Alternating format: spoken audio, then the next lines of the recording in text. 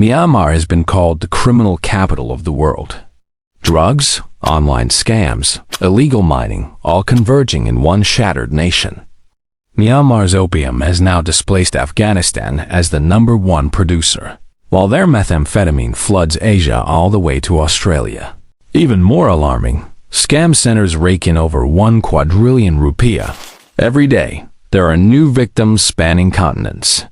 We will reveal how this crime not only destroys Myanmar's people, but also flows into the wallets of generals, militias, and major nations that are quietly playing along. This is the story of how a criminal network has made every country addicted to Myanmar's dirty money.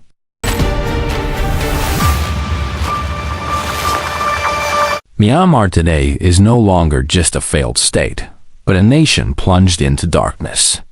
From towering opium fields in the Shan Mountains to meth laboratories hidden in the jungle wilderness, every corner of this country pulses with a shadow economy. The military and ethnic militias have turned drugs into fuel for war, while online scams drain the savings of victims worldwide. Ironically, the world can only watch. Some choose silence, while others even profit from the chaos. Myanmar seems abandoned at the edge of destruction. But at the same time, its crimes seep across borders, hitting global markets and devastating young generations across continents. How long will this tragedy continue? Since British colonial times, the mountainous region of northeastern Burma, now Myanmar, has long been a breeding ground for opium cultivation. The area known as the Golden Triangle, bordering Myanmar, Thailand, and Laos, has been famous since the 1950s as the world's opium production center. After Burma's independence in 1948, ethnic and political conflicts continued to rage. The central government was weak, while local militia groups controlled border regions. In this vacuum, opium production and drug trafficking became instruments of local power and sources of militia funding.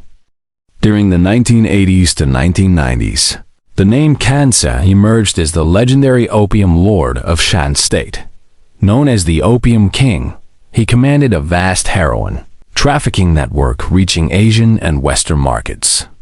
The state and military sometimes use groups like KKY paramilitaries, who were simultaneously criminal syndicates to run local operations, including opium trafficking as part of a military control strategy over remote areas. These opium centers weren't just about illicit farming. An informal drug tax system was used as both a legitimacy and financial tool. Farmers were forced to grow opium by ethnic militias or local soldiers.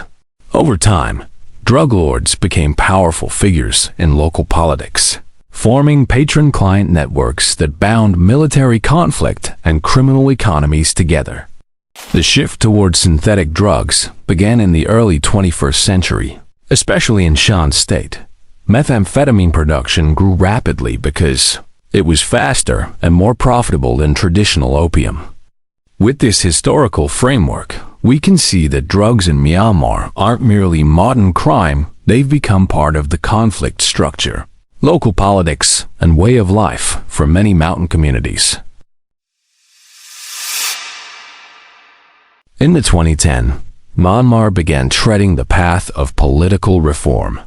A semi-civilian government was formed in 2011, and in 2015, the National League for Democracy, NLD, under Aung San Suu Kyi won elections with massive public support. Hopes that the country would escape the military shadow grew stronger. However, even during that reform period, military power structures remained embedded in the political system. The military held a fixed 25% parliamentary quota without elections and controlled security, defense, and state border affairs. After the military coup on February 1, 2021, Myanmar plunged back into political, social, and security crisis. The military government dissolved elected state institutions, detained civilian leaders, and launched brutal repression against public protests. In this emergency situation, law enforcement weakened, Internal conflicts increased, and state control over border areas deteriorated. Drug enforcement capacity also eroded.